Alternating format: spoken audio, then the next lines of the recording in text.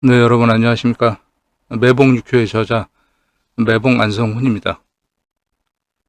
이번 시간에는 유튜브에 댓글로 질문 주신 분들, 그리고 이메일로 피드백 요청하신 분의 질문이 있어서 그 질문들을 가지고 공부하는 시간 갖도록 하겠습니다.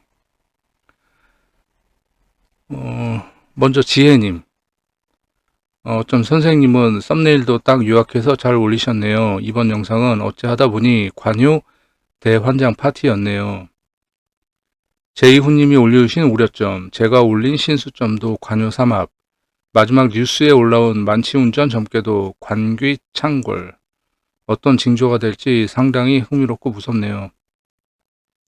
긴 시간 동안 좋은 영상 만들어 주셔서 감사합니다. 지난 시간에 그 관효의 징조 영상에 남겨주신 댓글이에요. 제 점괘의 정황을 조금 설명드려 보겠습니다. 태풍대과 초유 3요동, 갑진년 개유월 이민일. 우선 10월에 있을 청약에 관심이 곤두서 있습니다. 감당할 수 있지만 약간 무리하는 경쟁이 치열한 곳과 가격대가 후덜덜해서 상당히 무리해야 하는 청약 둘 중에, 혹은 그냥 둘 다 넣어볼 계획을 하고 있습니다. 청약 가점이 낮아서 추천만 기대해야 합니다. 다른 매수나 경매 쪽은 청약을 우선순위에 두고 내년으로 미루고 있습니다. 11월 돼서 결과 올리겠습니다. 지혜님이 양력 10월 달에 본인의 운세에 대해서 점쳤던 부분에 대해서 이제 말씀하시는 거예요. 그때 제가 해단을 해드렸을 때 지혜님이 부동산 관련돼서 이제 말씀을 하셨었는데, 제가 그때 말씀드렸죠. 그 영상에서 저는 그 지혜님이 점친 거지만, 지혜님이 그 부동산 관련해서 어떤 이벤트가 있는지, 그리고 어떤 행동을 취하고 있는지, 뭐 그런 부분들에 대해서 제가 알지 못하기 때문에 그 부분에 대해서 말씀을 해주시면 다시 한번 언급하겠다고 이제 말씀을 드렸었어요. 예, 그래서 이제 10월 달에 운세가 이렇게 나온 거죠. 예.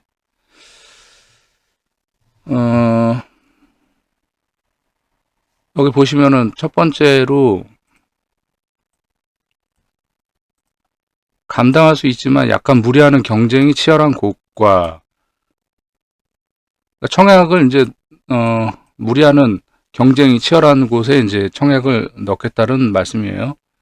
두 번째는 가격대가 후덜덜해서 상당히 무리해야 되는, 금전적으로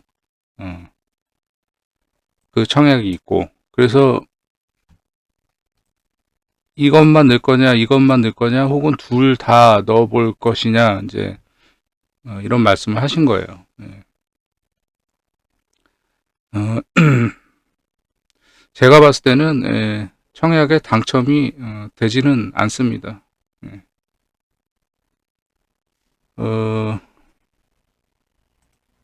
일지에 형효가 임했기 때문에 그래서 어렵다고 보여집니다. 일단은 뭐 어쨌든 하시려고 마음 먹으셨으니까 한번 해보시고, 그리고 추후에 결과 한번 보시자고요. 근데 제가 봤을 때는 청약 당첨은, 그러니까 뭐 1번에 청약을 하실지 2번에 청약을 하실지 둘 다 넣으실지 모르겠지만 어쨌든 둘 다 안 되는 걸로 보입니다.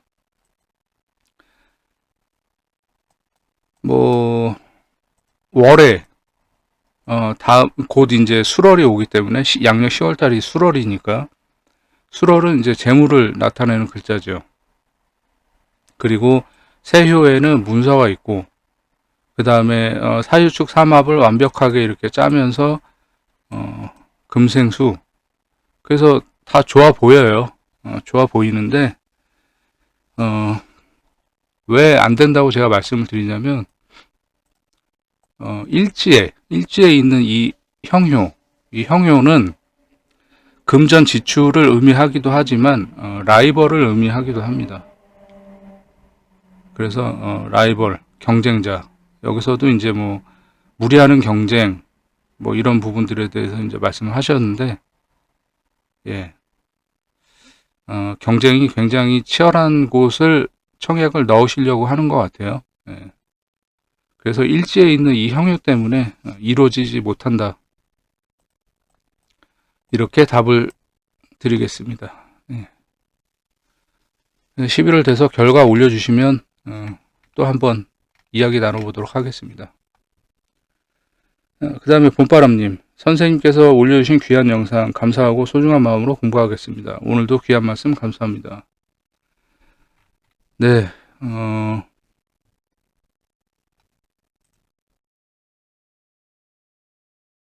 관요의 징조, 예, 관요의 징조 영상 보시고 남겨주신 댓글이에요. 봄바람님께도 공부에 도움이 되셨길 바라겠습니다. 그 다음에 라이프님, 암동에 관해서 정리되지가 않아 재차 여쭙습니다. 기존 육교 이론에서는 1파의 형태이면서 월의 생조를 받았을 때만 암동이라고 하는데 비해서 암동의 조건, 일지에 충을 맞는 거, 월이 생조하는 경우 암동, 월이 극하는 경우, 그리고 월에 휴수한 경우, 월이 충하는 경우 월파, 1파. 저는 이제 기존의 이론을 따르지 않는다고 말씀드렸어요. 제가 이제 그동안에 점단한 부분들, 그리고 결과가 나온 것들, 그런 것들을 종합해서 이제 저는 저만의 이론을 이제 나름대로 정립을 한 게 있습니다. 그래서 이제 말씀을 드리자면, 자, 예를 들어서 이런 점괘가 있다고 가정합시다. 풍래익 점괘. 그 병호일에 오화와 자수를 이렇게 좌우충을 이렇게 하게 되죠. 근데 이제 월지로부터 자수가 극을 당하고 있어요. 2번에 해당되는 거죠. 그리고 월에서 생조를 받지 못하니까 이것도 3번에 해당되는 휴수한 경우예요. 그러면 기존 이론에서는 이런 경우를 암동이라고 이야기를 하지 않고 일파라고 얘기합니다. 그러니까 일지로 인해서 암동한 효가 깨졌다라는 얘기예요. 근데 저는 이거를 그동안에 수없이 많은 점괘들을 보면서 깨달았다? 깨달았다는 표현이 맞을지 모르겠습니다만 이런 경우여도 이렇게 월지로부터 극을 당하거나 월지로부터 생조받지 못하는 이런 경우에도 이것은 암동으로 봐줍니다. 저는 일단 동한 다음에 일단 암동을 한 다음에 그 다음에 이제 그 동요나 뭐 다른 변수들을 가지고서 이것이 어떤 효과적인 암동으로 봐야 되는가, 쓸모 있는 암동으로 봐야 되는가, 이렇게 이제 판단을 하는 거예요, 저는. 예를 들어서 만약에 수월이 아니라 진월이라고 가정을 합시다. 진월이에요. 그럼 진월이면은 일지에서 이렇게 충을 하는데 진월이 되니까 이 자수가 어떻게 돼요? 인묘가 되죠. 인묘가. 비신에는 지금 신금이 나타나 있지 않아요. 네, 그렇기 때문에 신자진 삼합을 이룰 수는 없는 거고 인묘가 되는 거예요. 그렇게 되면은 얘는 이 자수는 암동으로 보지 않고 그러니까 인묘로 봅니다. 네. 이번 달 진월의 인묘 이해되시죠? 근데 진월을 벗어나면 어떻게 되겠어요? 그럼 또 다시 다음 달에는 암동으로 봐주는 거예요. 네. 자, 그리고 예를 들어서 5월이라고 가정합시다. 5월의 병호일. 그러면 월의 오화가 자수를 월파를 시키죠. 그리고 1에서 이렇게 또 충을 해줘요. 이런 경우는 월파 1파를 다 당하기 때문에 이런 경우는 지난 다른 영상에서 제가 충산이라고 말씀을 드렸어요. 깨어져서 산산이 흩어진다. 그래서 충산이라고 말씀을 드렸습니다. 자, 그리고 뭐 예를 들어서 신월이나 6월이라고 가정을 하자고요. 그러면 월지로부터 이 자수가 생조를 받죠. 금생수로. 그러면 이것은 튼튼한 암동이 되는 거죠. 튼튼한 암동. 월에 생조받는 게 있기 때문에 힘을 받은 상태에서 암동을 하는 거기 때문에 이 경우는 거의 동효하고 맞먹는 수준의 암동입니다. 1번에 이제 해당되는 거죠. 그래서 저 같은 경우는 월파를 당한 글자가 아닌 경우라면 애지간하면 다 암동으로 봅니다. 그 암동이라는 것을 왜 제가 보냐면 분명히 이유가 있기 때문에 일지에서 얘를 딱 건드려서 움직이게 해줬다라는 거예요. 그리고 움직임이 있으면서 그 후에 뭐 동요라든지 그런 것들, 그리고 월지 뭐 그런 것들에 의해서 그 암동된 효가 어떤 작용을 하는지를 이제 지켜봐야 되는 거죠. 그래서 저는 어지간하면 다 암동으로 봐줍니다. 그러니까 일지에 충되는 것이 무조건 1파로만 보는 게 아니에요, 저는. 그래서 기존 이론하고는 제가 좀 그런 부분에 있어서는 많이 다릅니다. 그러니까 여러분들은 저의 이론을 만약에 따라서 공부를 하신다고 한다면 그러면 월에 임묘가 되는 경우와 월파가 되는 경우를 제외하면 그냥 다 암동으로 본다, 이렇게 생각을 하시면 될 것 같아요. 이 점괘처럼 월에서 이렇게 토국수를 하더라도, 그리고 월에서 생조를 하지 않더라도 그래도 저는 일단 암동으로 봅니다. 그 다음에 암동한 저 자수가 움직여서 다른 글자하고 합을 하는지 극을 하는지 또 충을 하는지 힘을 또 뺏기는지 등등 그런 변수를 지켜보는 거죠. 결론적으로 일지에서 지난 시간에도 제가 그 점괘의 대장 자리, 왕의 자리에 대해서 언급을 해드렸어요. 그 중에서 태세는 올해에 마무리 지어야 되는 일의 경우는 태세가 왕이고, 이번 달에 마무리를 지어야 되고 결과가 나타나야 되는 것은 월이 왕의 자리고, 그리고 멀리 지켜보게 되는 그런 점괘의 경우는 일지가 왕의 자리라고 했습니다.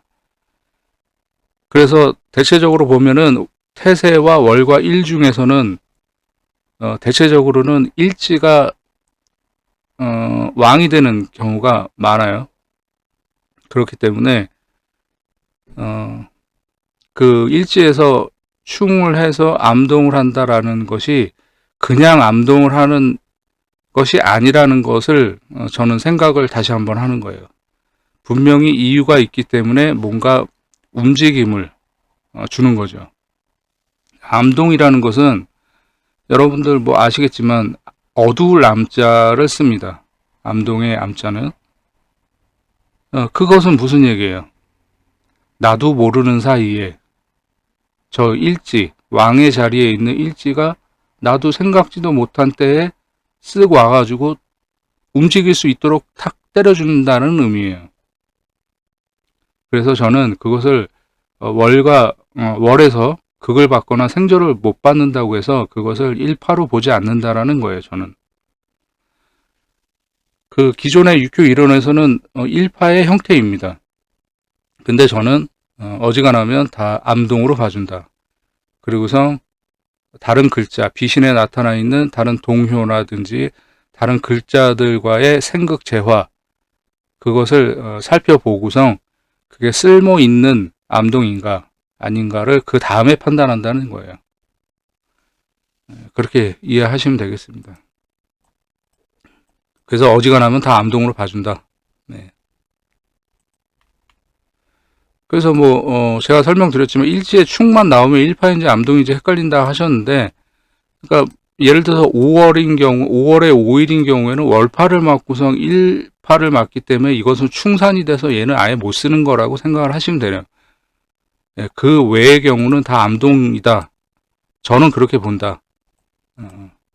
매봉육회에서는 1파로 보지 않고 어지간하면 다 암동으로 봐준다. 그렇게 이해를 하시면 되겠습니다. 이런 조건들 다 따지면서 외우시면은 힘드실 거예요. 그러니까 제가 말씀드린 대로 5월에 병오일, 그래서 월파 1파를 당하면 충산이 되기 때문에 얘는 이번 달에는 못 쓰는 글자.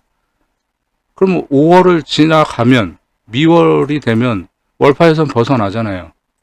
그러면 그때는 이제 암동이 다시 되는 거죠. 이해되시나요?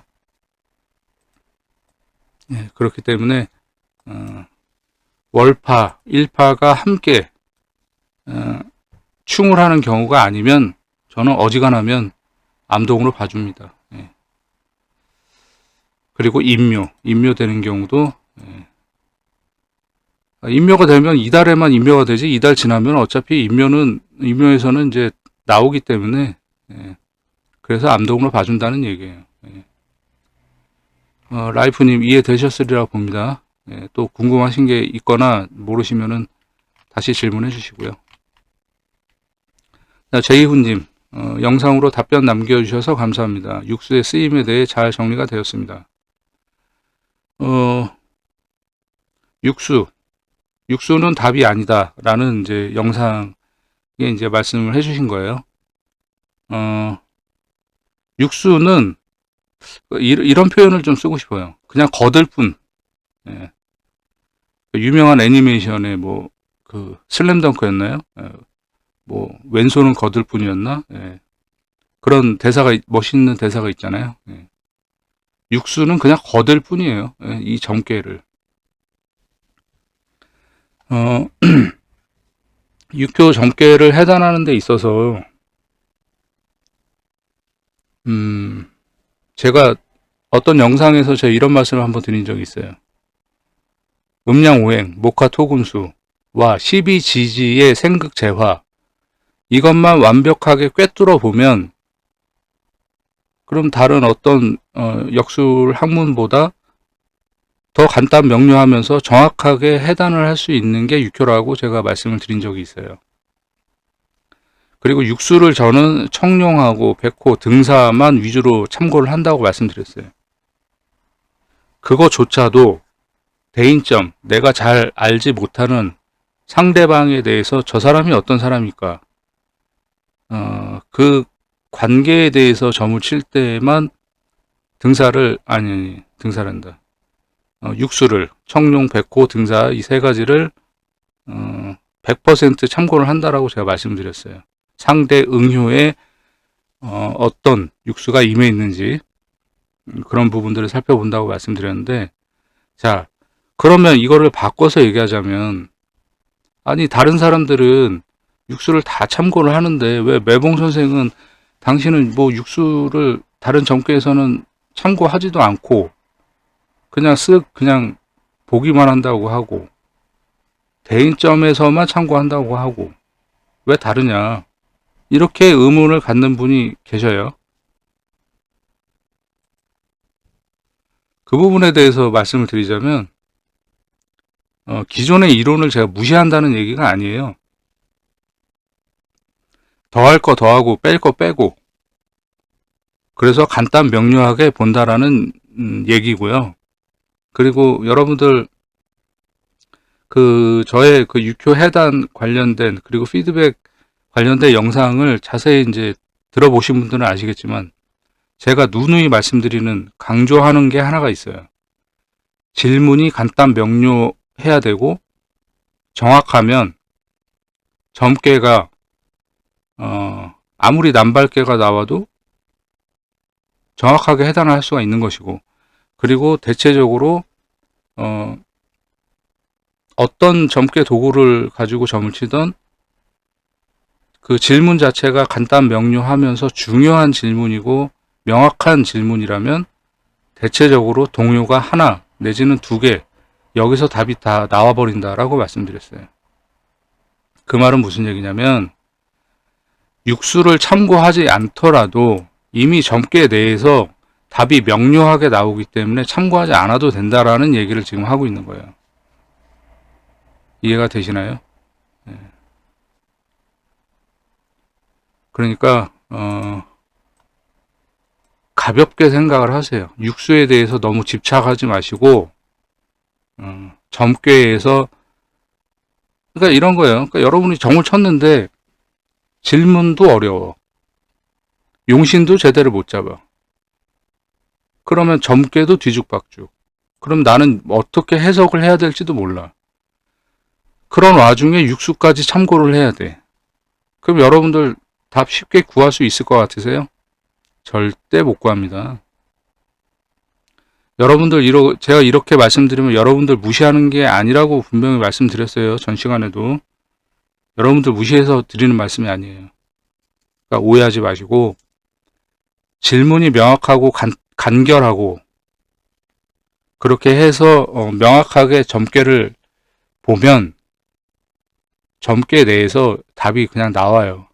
그렇기 때문에 그리고 동변유 그리고 월 1에서 이미 답이 다 나와주기 때문에 그래서 육수는 참고할 필요가 없다라고 이야기를 하는 겁니다.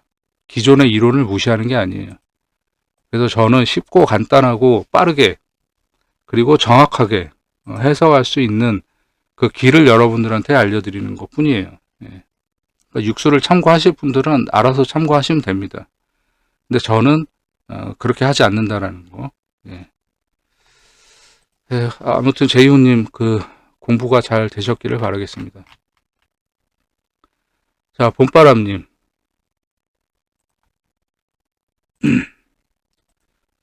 지난 영상에서 관련해서 질문이 있는데 영상 마지막 파트에 단시국으로 설명해 주셨는데 상대의 단시국을 볼 때에는 응요가 아니라 세효로 바라봐야 하는 건지 궁금합니다. 단시국으로 볼 때에는 질문 없이 그냥 시간으로만 바라보는 건지 궁금합니다. 자, 그게 이제 그 지난 영상 2점께예요. 그 관요의 징조에서 관요의 징조의 그 맨 마지막 부분에서 그 음주운전 하신 분 누군지 아시죠? 최근에 이태원에서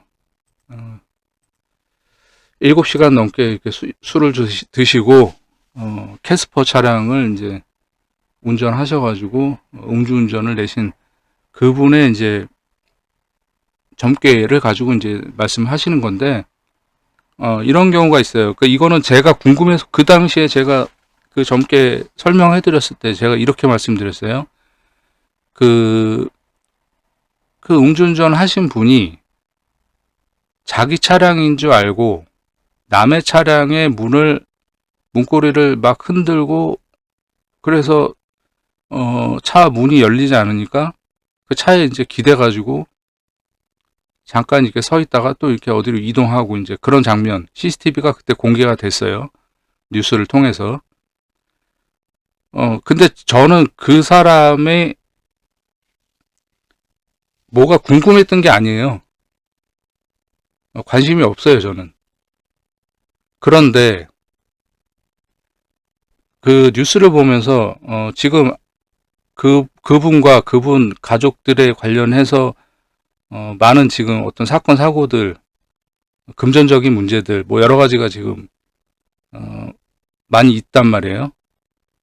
그래서 저는 그때 문득 이게 무슨 징조가 아닐까라는 그 느낌이 온 거예요. 그래서 그 점을 친 게 아니라 그 시간으로 단시점을 이제 본 거죠.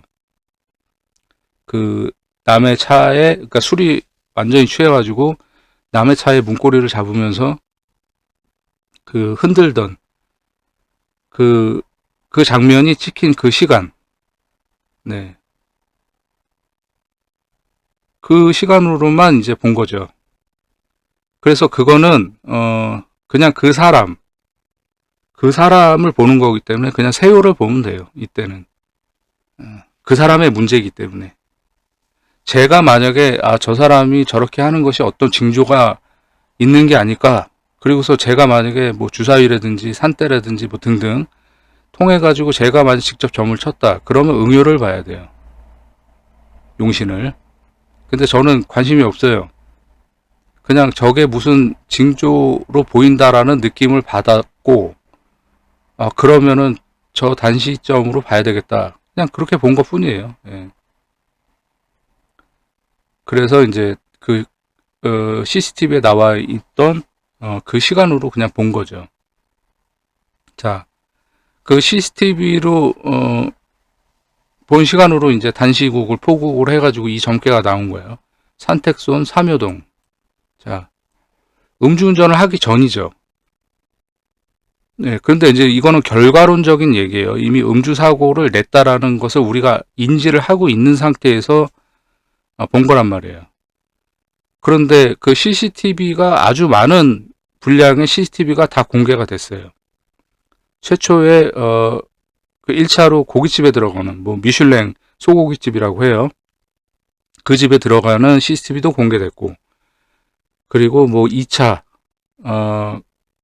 2차로 들어갔던 곳에서 뭐 쫓겨나는 영상, 예, 그런 것도 있었고, 그 다음에 뭐 어떤 어느 요리주점에 또 이제 들어갔다 나온 것도 영상도 공개가 됐고, 그리고 제가 본 영상은 마지막에 이제 집에 가려고 자동차의 이제 문을 계속 이제 흔드는. 근데 결국에는 그게 이제 문이 안 열리는데 이제 알고 봤더니 자기 차가 아니었던 거죠. 그리고 나중에 이제 다시 자기 차로 돌아가는 그 영상, 아주 많은 영상들이 공개됐는데, 저는 그 남의 차의 문고리를 잡고선 계속 흔드는 그 장면이 가장 인상적으로 저는 뉴스에서 본 거예요. 그래서 그 시간으로만 그냥 단시점을 본 거죠. 그래서 왜냐면 결론적으로는 모든 그 술자리를 다 파한 다음에 그리고 나서 이제 집에 가려고 하는 그 첫 번째의 제스처가 그 남의 차의 문을 열었던 그 시간이라는 거예요. 그래서 그 시간, CCTV에 나와 있는 그 시간으로 단시점을 본 거죠. 네. 그래서 그것이 어떤 징조로 보인다라고 이제 말씀을 드렸어요. 예. 일지에도 이렇게 관요가 임하고, 태교에도 이제 관요가 임하고, 예. 그리고 이제 뭐 상요에도 이제 뭐 관이 이렇게 일지하고 이렇게 병이 되어 있죠. 예. 그런 부분들까지 봤을 때 아주 굉장한 일들이 벌어질 것 같다. 뭐 좋지 않은 그 당사자에게는, 그 당사자와 그 당사자의 가족들에게는 좋지 않은 일이죠. 예. 관제수. 예, 그것이 이제 펼쳐질 것 같다. 이제 그렇게 말씀을 드렸어요. 예. 지금도 뭐 그 생각에는 변함이 없습니다. 예. 좋아 보이지 않아요. 그래서 아무튼 봄바람님의 질문은, 단식으로 볼 때는 질문 없이 그냥 시간으로만 바라보는 건지 궁금합니다 이러셨는데, 아니에요. 저는 질문을 한 거예요. 그러니까 제 안에서 질문을 한 거죠. 저게 어떤 징조가 보이는데, 저게 무슨 징조, 그러니까 관제수, 그거에 대한 것이 나타나 있는 게 아닐까. 그래서 시간점을 그때 CCTV에 나와 있는 시간점으로 봤다는 얘기죠. 그러니까 질문이 없는 건 아닙니다. 질문이 있는 거예요. 그리고 상대 단시국을 볼 때는 응요가 아니라 세요로 바라봐야 하는 건지 궁금합니다. 아까도 말씀드렸어요. 저는 그분에 대해서 관심이 없어요. 그분 가족들의 어떤 법적인 문제나 뭐 금전적인 문제나 뭐 이런 거에 대해 관심이 없어요.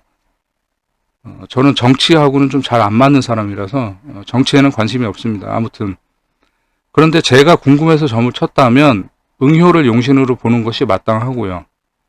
근데 그 사람이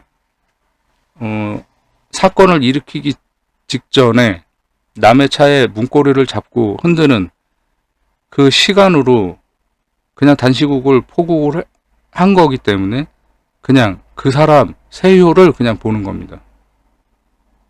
이거는 어렵게 생각하실 필요 없어요. 그 사람의 문제에 대해서 그냥 보는 거기 때문에, 그래서 그냥 세효를 본 거고요.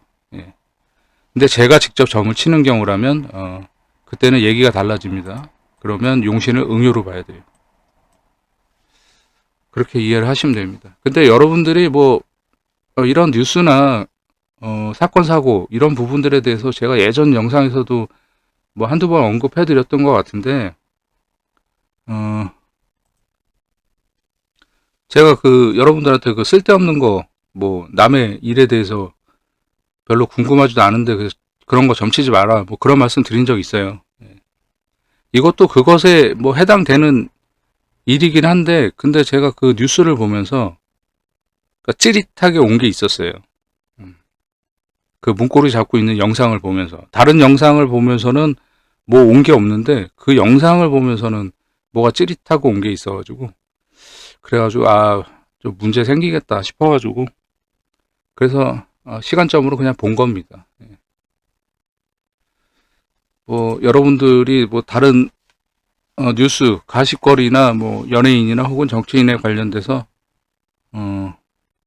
얼마나 점을 치게 되실지 모르겠지만 특별하게 궁금한 게 아니면 굳이 점 치지 마십시오. 쓸데없는 점입니다. 자, 그 다음에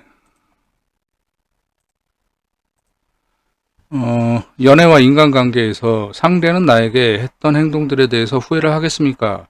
물은 질문에 응효가 월일에 생조받는 게 없고 세효를 생할 때에 후회를 한다고 하셨는데 만약에 상대는 나에게 했던 행동들에 대해서 후회를 하겠습니까? 수지비 변 풍지관 갑진년 수월 병오일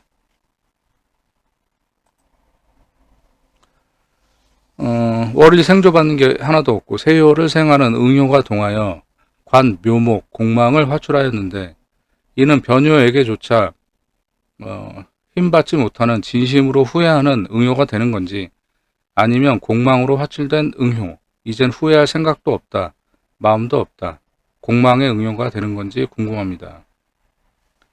이거는 그냥 생각이 없는 거예요. 예. 그러니까 뭐 후회할 생각도 마음도 없다 뭐 이렇게 표현을 하셨는데 그러니까 후회할 마음도 없는 거고 그러니까 변효가 이제 공망으로 화출되기 때문에 그리고 뭐 월일에 생조받는 것도 없고 그리고 동했는데 일지에서 이렇게 충을 받아서 이런 경우가 일파인 거예요. 라이프님 이런 경우가 일파입니다. 동했기 때문에 동했는데 그것을 한 번 더 일치해서 충해 주니까 이게 일파가 되는 거예요. 월에서 생조받지 못하기 때문에. 네, 그래서 뭐 이런 경우 그냥 아무 생각이 없는 겁니다. 네. 뭐 후회하고 말고 뭐 이런 것들에 대해서 생각할 겨를조차도 없는 그런 상태를 이야기하는 겁니다. 네. 자, 다음에 지혜님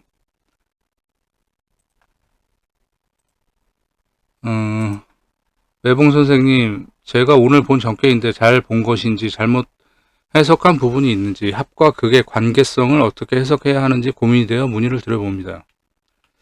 궁합이 어떤지 관계가 오래 이어질 수 있는지에 대해서 41세 여자분께서 주사 이점으로 물으셨습니다. 갑술월 병오일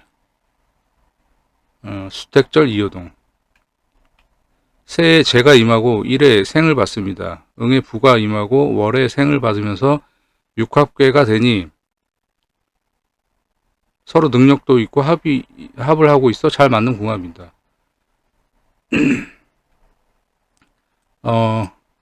보시면은 응효도 이제 월의 생조를 받고 일지 같은 경우도 세효 같은 경우도 일지하고 비화가 돼가지고 힘이 있어요. 둘 다 힘이 있죠. 그렇기 때문에 뭐 서로 능력이 있는 거예요. 예. 그런데 이렇게 극합을 이루고 있잖아요. 사신합으로. 극합을 이룬 이런 경우는 잘 맞는 궁합이라고 얘기를 할 수는 없고요. 먼저 이제 지혜님 거를 먼저 읽어볼게요. 응효의 부효가 있어 상대 남자는 이기적인 면이 있습니다. 예, 이건 잘 보신 거예요. 예.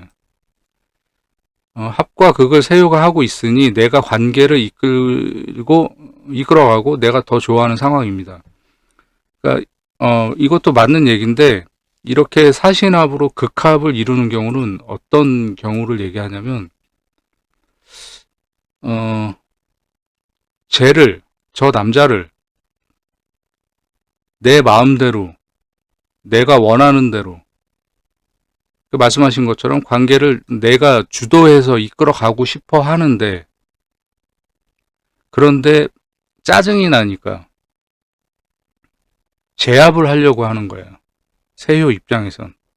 그래서 극합이 되는 거예요. 그래서 여기도 말씀하셨지만, 내가 주도권을 쥐고 관계를 유지하려면 더 유지하고, 끊으려면 끊을 수 있는 상황입니다라고 말을 해주셨는데, 이거는 잘 말씀하셨는데, 그런데 이 질문을 하신 손님의 마음은 이미 빈정이 상해 있는 거예요. 아무리 상대가 이기적이어도 내가 너무너무 사랑하면 진합으로 나오지 이렇게 극합으로 나오지 않습니다. 그래서 이미 이 점괘를 물은 여자 손님은 마음이 좀 떠 있는 상태예요. 그래서 언제든 떠날 채비를 하고 있는 겁니다.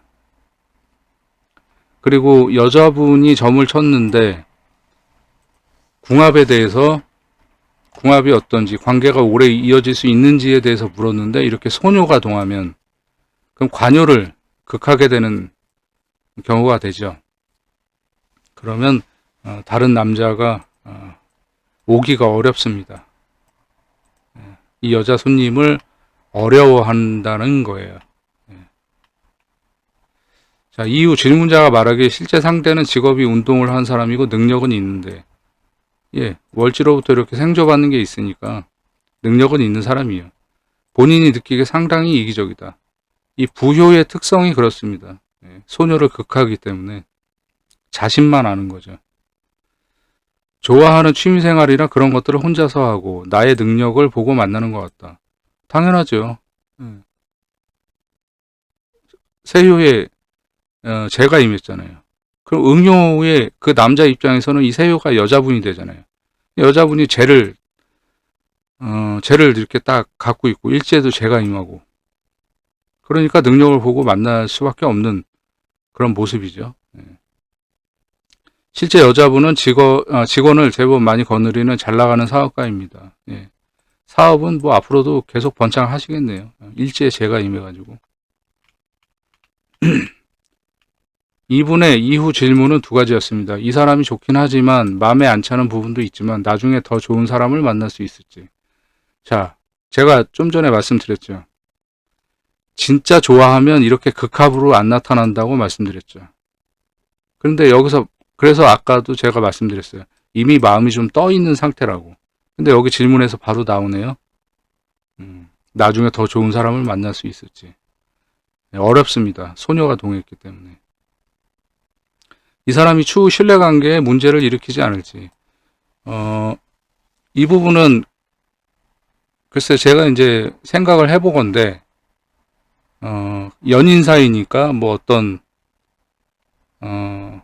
은밀한 것들이 있을 수가 있겠죠. 그런 부분들에 대해서 걱정하고 계시는 것이 있는지 모르겠어요. 여자분이 그런 걸로 물으시는 건지, 아니면 뭐 자신의, 그러니까 여자분 입장에서는 나의 믿음에 저 사람이 배신을 하지 않을지, 그러니까 은밀한 것을 말씀드리는 게 아니라 그 외적인 뭐 금전적인 부분도 될 수 있고 뭐 다른 게 될 수도 있겠지만, 혹은 뭐 바람이라든지 그런 걸로 이제 얘기를 할 수가 있는데, 저는 이제 구체적인 이야기를 들은 것이 아닌 상태이기 때문에 그 사람이 문제를 일으키는가 안 일으키는가만 이제 말씀을 드리자면, 문제를 일으켜도 소용이 없습니다. 왜냐하면 세효가 응효를 극하는 입장이기 때문에, 그래서 그 남자는 문제를 일으키지도 않지만 일으킨다고 해도 충분히 제압을 할 수 있는 그런 여자분이신 거예요. 그래서 걱정하실 건 없다. 자, 그 다음에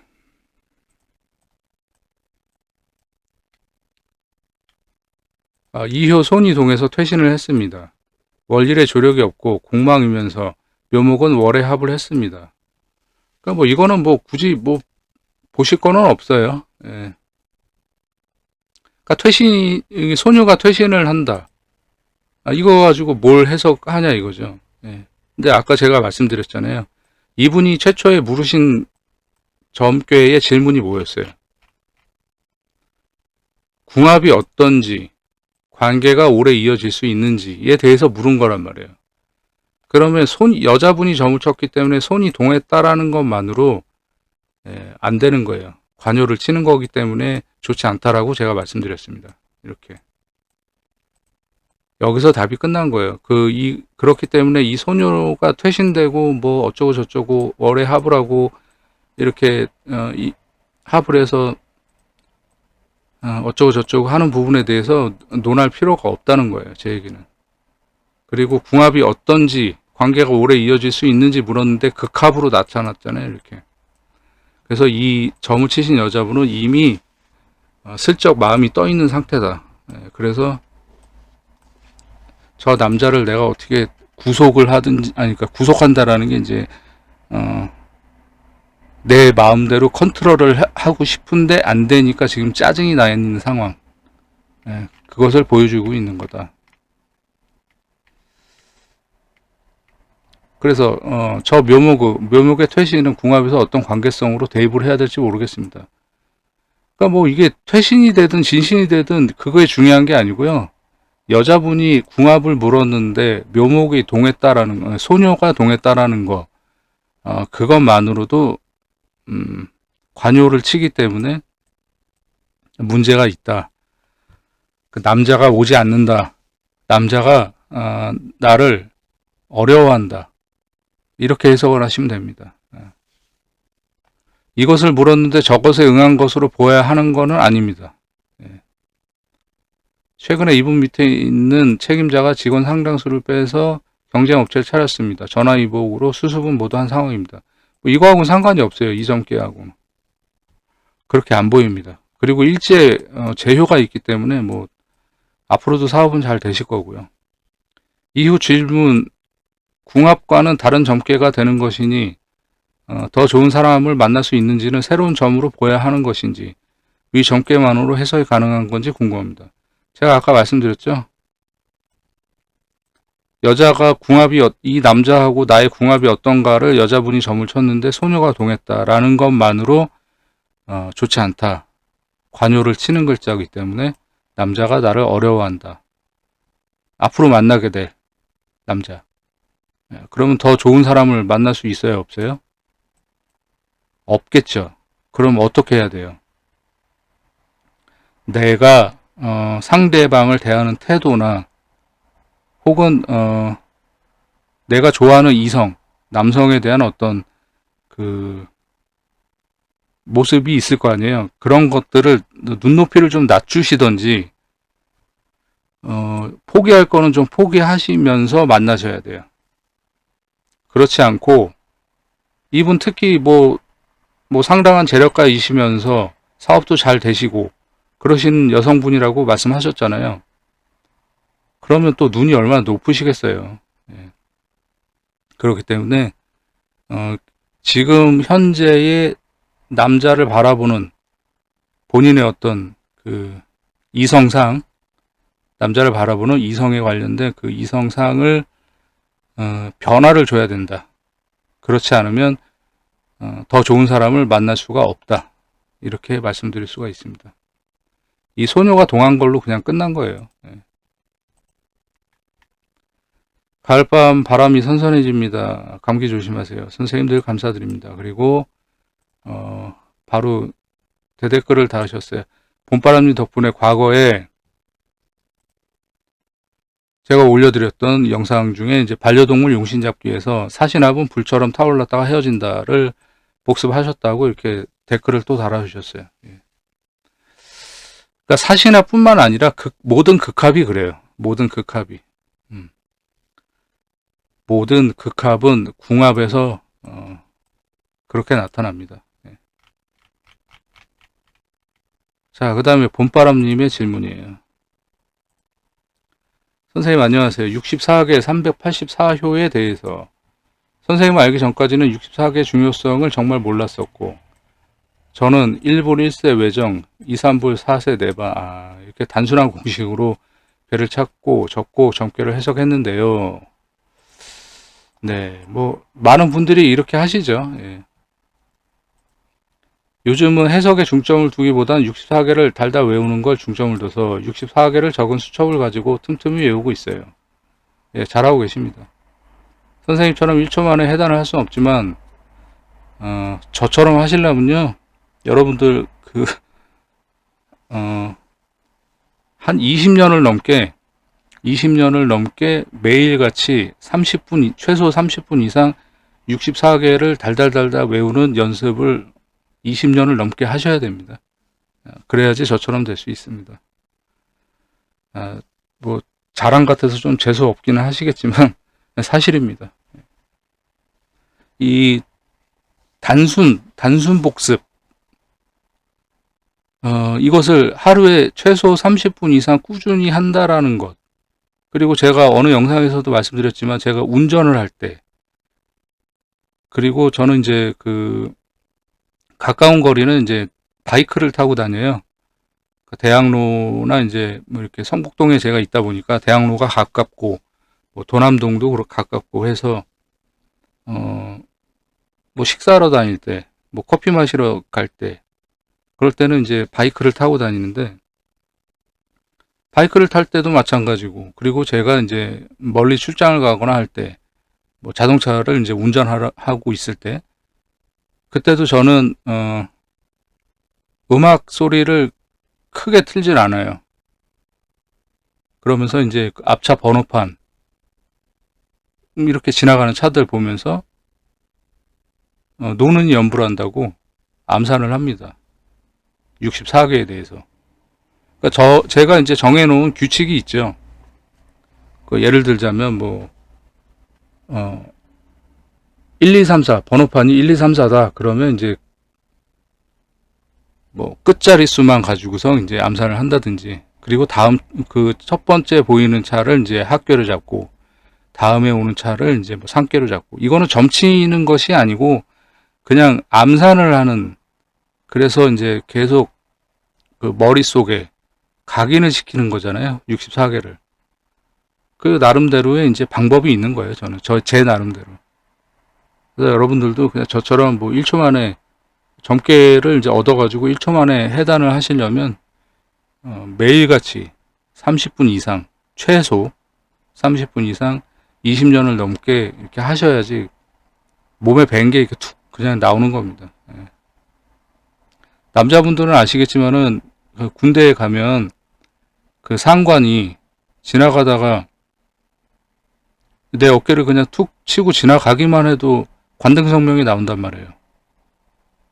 그런 것처럼 이게 몸에 배어 있는 거예요. 그래서 여러분들도 64개를 몸에 배일 정도로 달달달달 외우셔야 돼요. 그래도 그 전에 사용했던 공식으로 점괘를 내지 않고 느리지만 제가 배운 64개로 해석하고 있어요. 예, 잘하고 있습니다. 부끄러운 질문인데요. 몰라서 선생님께 여쭙습니다. 일전에 선생님께서 64개 384요를 암기하신다고 하셨는데 384요는 무엇을 말씀하시는 건지, 어떤 걸 외워야 하는 건지 여쭙습니다. 이거는 그냥 이 동효와 변효를 얘기하는 거예요. 네. 그러니까 이런 거죠. 자, 이 점괘를 가지고 얘기를 하자면 수천수 초요동이잖아요. 근데 여러분들은 수천수만 이제 외우시는 거예요. 여러분들의 입장을 제가 생각해 보자면 여러분들은 수천수 괴만 이제 외우시는 거예요. 근데 저는 수천수 초요동이잖아요. 이 점괘가. 그러면 수천수 초요동에서 수풍점괘가 된다라는 것까지 머릿속에 외워지고 있다라는 거죠. 그러니까 초요가 동하면, 수천수의 초요가 동하면 수풍정이 된다라는 거. 그런 부분들. 모든 64개가 초효가 동했을 때, 2효가 동했을 때, 3효가 동했을 때, 4효가 동했을 때, 그리고 5효가 동했을 때, 그 다음에 상효가 동했을 때, 이게 변하게 되는 괴가 어떤 괴인가, 이것까지 그냥 딱 튀어나온다는 얘기죠. 그게 이제 384효라는 거예요. 그 숫자를 다 합산하면. 근데 여러분들은 그렇게까지 하실 필요는 없어요. 그러니까 봄바람님도 그렇게까지 하실 필요 없고요. 그냥 64개만 달달달달 외우시면 됩니다. 그리고 그 다음에 동변요 써가면서 이렇게 하시면 되는 거예요. 근데 저는 그렇게 하지 않아도 암산을 해도 딱 튀어나올 정도로 그냥 384호까지 다 암기를 해버리는 거예요. 네. 근데 여러분들은 굳이 그렇게까지 하실 필요는 없습니다. 네. 자, 답변이 되셨기를 바라고요. 그 다음에 또 봄바람님 질문이에요. 이벤트에 당첨이 될까요? 책 제목을 독자들이 정해주는 이벤트가 있었는데 저도 이벤트에 참여하게 되어서 이벤트에 당첨이 될지 유효점을 보았습니다. 결과는 어제 발표했는데 당첨되지 않았습니다. 서죽 듣기로 이벤트에 당첨이 될까요? 아, 택지체구나. 자, 택지체변 택내수 5월의 기사일. 제주를 뽐내는 거니 소녀를 용신으로 바라봤습니다. 예, 맞습니다. 소녀가 용신이 됩니다. 월 1의 왕상한 세효. 그렇죠. 월과 일로부터 생조를 받고 비화된. 예. 손해수의 암동.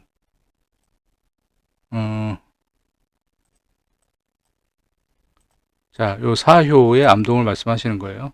예. 그래서 손자수를 화출하였으니 예. 부변 손을 말씀하시는 거죠. 예. 당첨이 된다라고 단식 판단하였습니다. 반성합니다. 이 점괘에 대해서 어떻게 바라봐야 하는지 여쭙습니다. 자, 소녀가 용신이잖아요. 그럼 소녀를 봐야죠. 첫 번째로. 어때요? 공망이죠?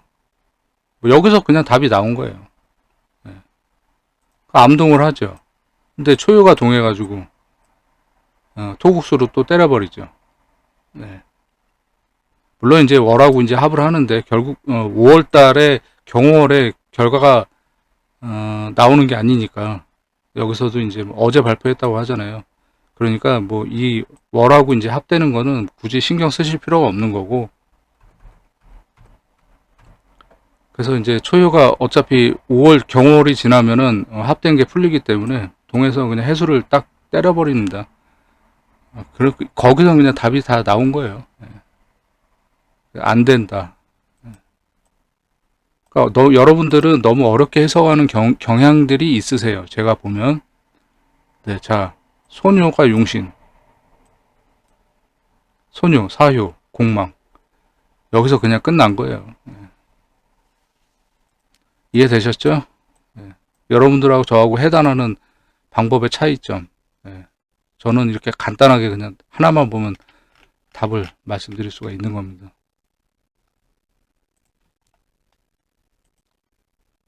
자, 그 다음에 수월이 절입되어 아침 7시경 기다리는 사람에게 연락이 올지 전개를 보았습니다. 이번 달 그 사람으로부터 나에게 연락이 오겠습니까? 지산겸, 무동이네요.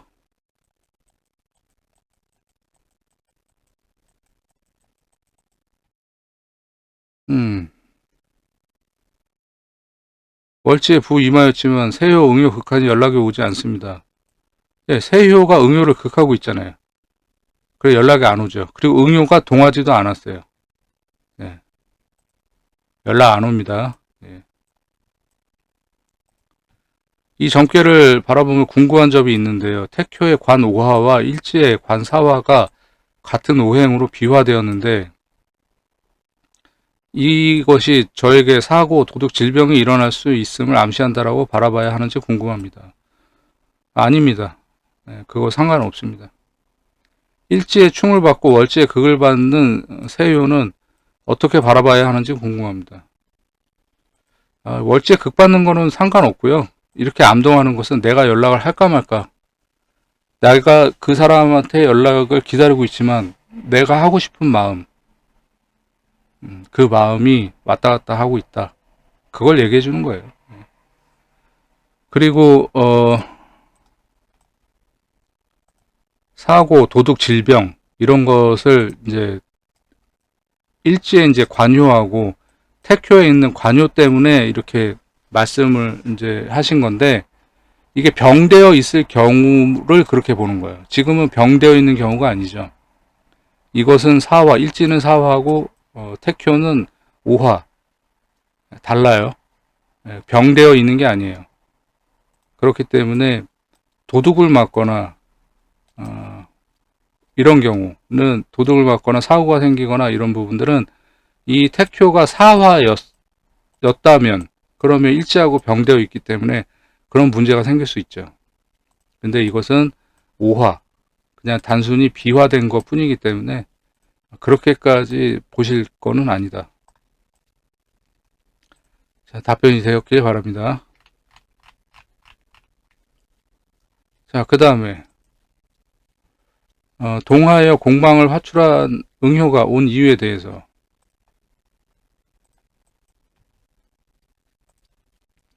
일전에 선생님께 이 점괘에 대해서 메일로 질문한 적이 있는데 궁금한 점이 생겨서 다시 여쭙습니다. 작년에 친 점괘인데요. 척전법으로 X에게 연락이 올까요? 중풍송변 풍지관, 계면연 임술월 병호일. 실제로 응효는 수월 정사일에 손님처럼 잠시 왔다가 갔었는데요. 이 점괘에서는 세역 공망이기도 하지만 응효가 동하여, 변효, 형 묘목을 화출하였는데 손님으로나마 잠시 왔다 간 이유가 궁금합니다. 자, 보시면은 응효가 세요를 극하잖아요. 그래서 아마 그 당시 때 그 이메일로, 제가 이메일을 다시 찾아보지는 않았습니다. 그 제가 이메일을 뭐 아시겠지만은 제가 상담이나 뭐 피드백 이런 것들도 다 그 일주일이 지나면 완전 삭제하는 걸 원칙으로 하는 사람이라서 제가 뭐라고 답변했는지는 정확하게 모릅니다. 이메일을 삭제했기 때문에. 근데 이 점괘를 가지고 실제로 응효는 수월 정사일에 손님처럼 잠시 왔다 갔었는데요. 그 이 말씀은 이제 제가 응효가 이제 올 거다라고 얘기를 했다라는 거죠. 그리고 이 점괘를 보시면 응효가 동했어요.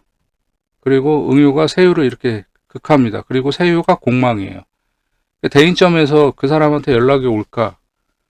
이런 부분에서 이런 점괘라면은 온다 라고 이제 얘기를 할 수가 있는 거죠. 그런데 여기서 하나 덧붙여 가지고 손님으로나마 잠시 왔다 간 이유가 궁금합니다. 이건 저도 몰라요. 모릅니다. 여기서 질문이 뭐였어요? 그 사람에게 연락이 올까요?잖아요.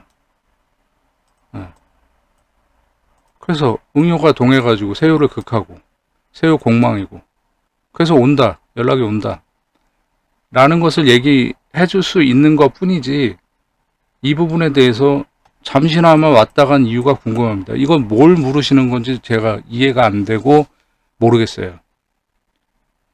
그 사람이 왜 왔는가?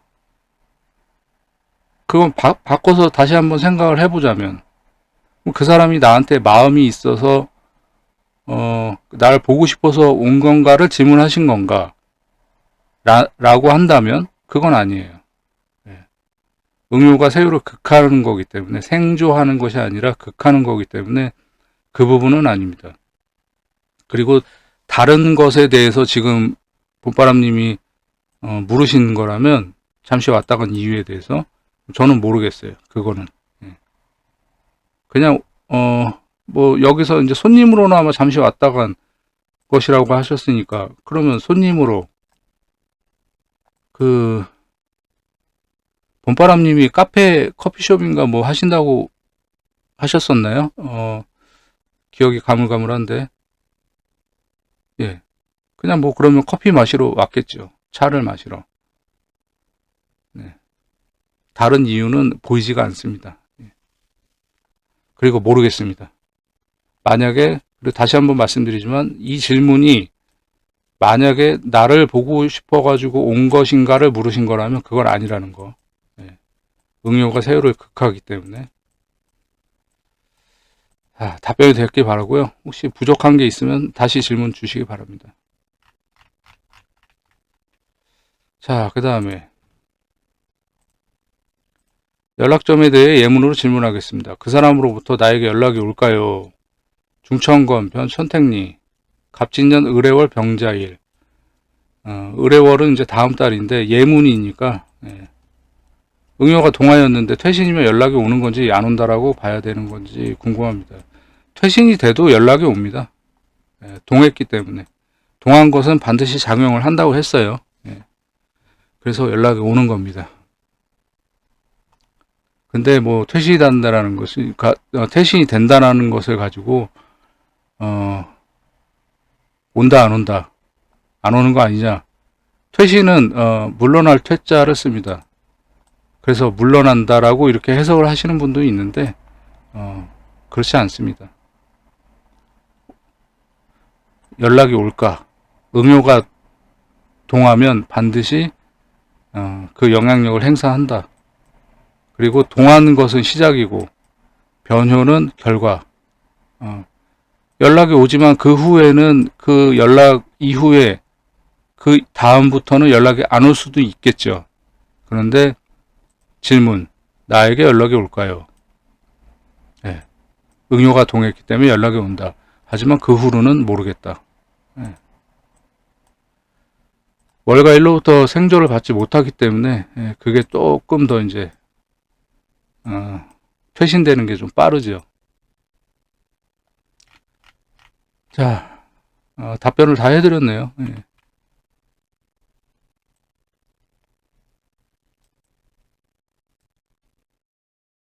네, 뭐 유튜브를 통해서 댓글로 이제 질문하신 분들, 그리고 봄바람님이 이메일로 질문 주신 거 오늘 답변을 다 해드렸습니다. 어제가 이제 한글날이었죠. 어제 어제 오후에 그 학선 유랭 선생님이 같이 이제 저녁 식사 함께 하자고 며칠 전에 이제 연락이 오셔가지고, 그래서 어제 한글날 오후에 성남 학선 유령 선생님 사무실에 가가지고, 그래서 이제 같이 식사하고 그리고 왔습니다. 그리고 이제 뭐 해야 될 일들 좀 하고, 그리고 이제 뭐 기도할 것도 좀 있고, 그래서 다 마치고 나서 이제 영상을 올려드리려고 하다 보니까 벌써 뭐 새벽 5시가 넘었네요. 그래도 미루는 것보다는 어차피 뭐 시간 있을 때 짬짬이 이렇게 영상을 올려드려야 되기 때문에, 어차피 올려드리면 오늘 보시던 내일 보시던 공부하실 분들은 알아서도 하시니까, 그래서 뭐 새벽이지만 새벽 5시가 넘었지만 그냥 영상 올려드려 봅니다. 아무쪼록 이번 영상도 여러분들 공부하시는데 도움이 되시길 바라고요. 그러면 이번 영상은 여기서 마무리하도록 하겠습니다. 저는 무불도였습니다. 감사합니다.